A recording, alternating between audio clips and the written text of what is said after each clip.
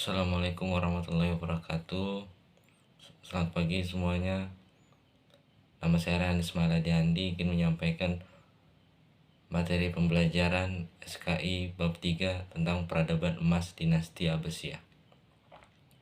Yang pertama, kemajuan administrasi pemerintahan, militer, dan kebijakan publik. Yang kedua, kemajuan ilmu-ilmu agama. Yang pertama, kemajuan administrasi pemerintahan, militer, dan kebijakan publik. Agar semua kebijakan pemerintahan berjalan dengan lancar, Khalifah dinasti Abbasiyah memperbaharui administrasi pemerintahan, sistem politik, dan tatanan kemiliteran.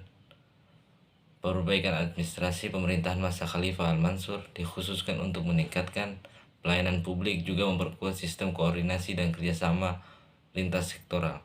Misalnya kerjasama antara Kodi dengan polisi rahasia dan pajak dengan kepala jabatan pos. Khalifah Al-Mahdi membentuk Dewan Korespondensi atau Kearsipan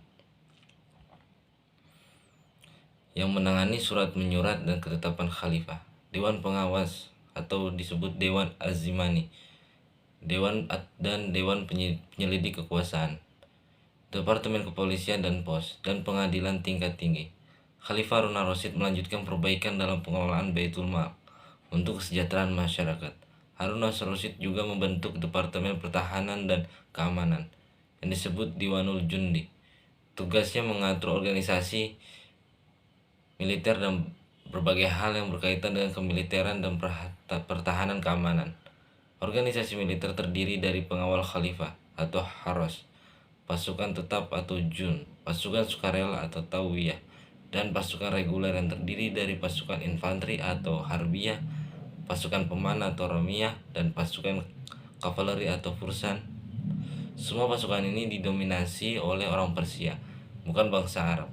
Ada juga dari para relawan yang direkrut dari orang Badui, para petani, dan orang kota melalui disiplin tinggi dan pelatihan militer. Kekuatan militer masa Ar-Rasyid sangat dikagum dan disegani. Mereka berhasil memperluas wilayah kekuasaan dinasti Abbasiyah yang membentang dari Afrika Utara sampai Hindukush atau India. Afrika Barat juga demikian, mulai gurun Libya sampai Sisilah atau Mesir, Suriah, Palestina, Hijaz, dan Yamamah, Yaman dan Arab Selatan, Bahrain dan Oman atau Sawat atau Irak. Bab kedua, kemajuan ilmu-ilmu agama.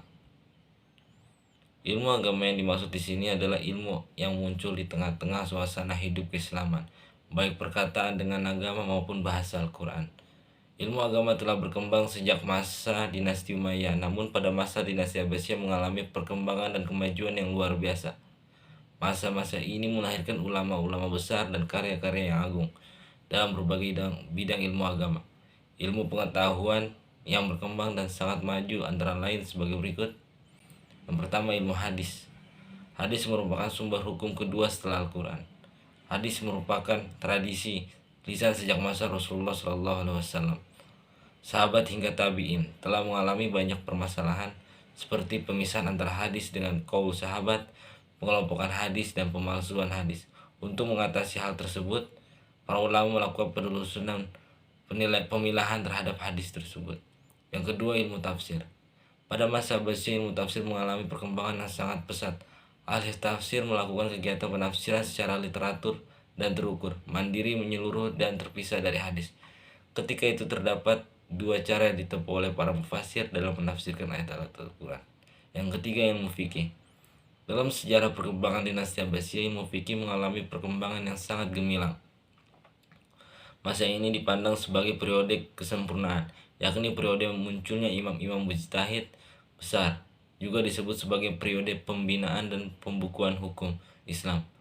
Penulisan dan pembukuan hukum Islam dilakukan secara sungguh-sungguh, baik berupa penulisan hadis Nabi, fatwa para sahabat dan tabi'in, tafsir Quran, kumpulan pendapat para imam fikih, dan penyusunan ilmu usul fikih. Sekian, terima kasih.